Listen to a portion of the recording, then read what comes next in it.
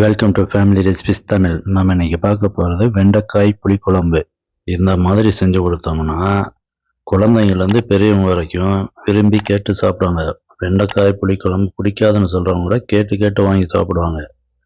அதை எப்படி செய்யலாங்கிறத பற்றி நம்ம இன்னைக்கு வீடியோவில் பார்க்கலாம். இப்போ வீடியோக்குள்ளே போகலாம்.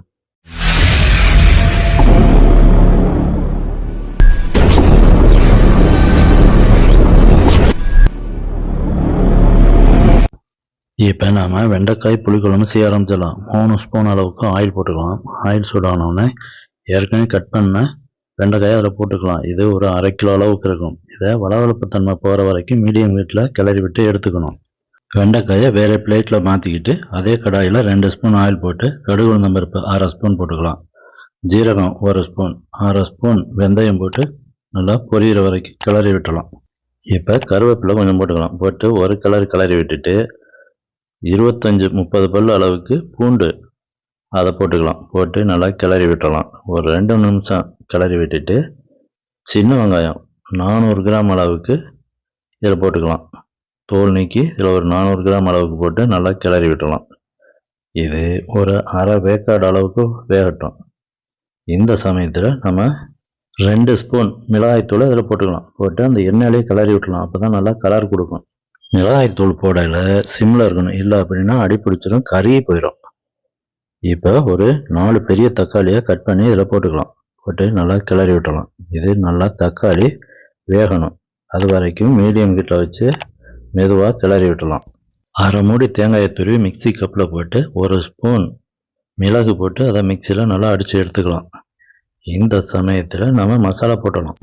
1/4 ஸ்பூன் அளவுக்கு மஞ்சள் தூள், 2 ஸ்பூன் சாம்பார் தூள், 1 ஸ்பூன் மல்லித்தூள், 1/2 ஸ்பூன் ஜீரகத்தூள் போட்டு நல்லா கிளறி விட்டலாம்.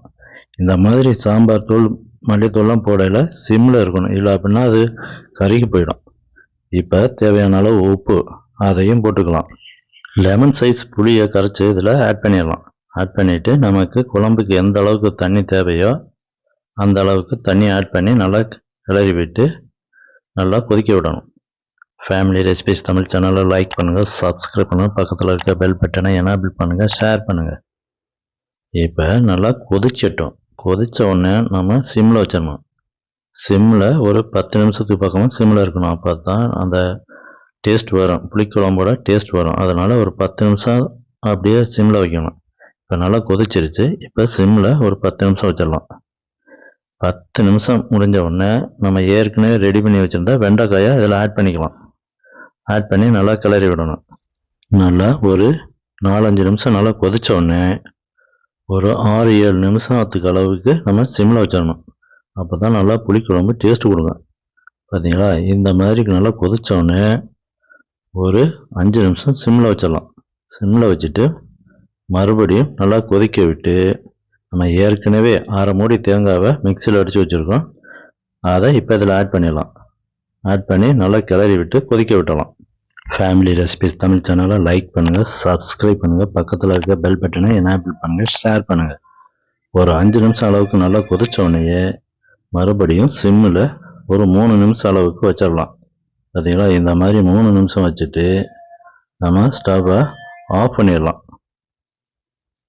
இப்போ நமக்கு அருமையான வெண்டைக்காய் புளிக்குழம்பு ரெடி. இந்த மாதிரி வச்சு கொடுத்தா புளிக்குழம்பு சாப்பிடாதவங்க கூட விரும்பி சாப்பிடுவாங்க.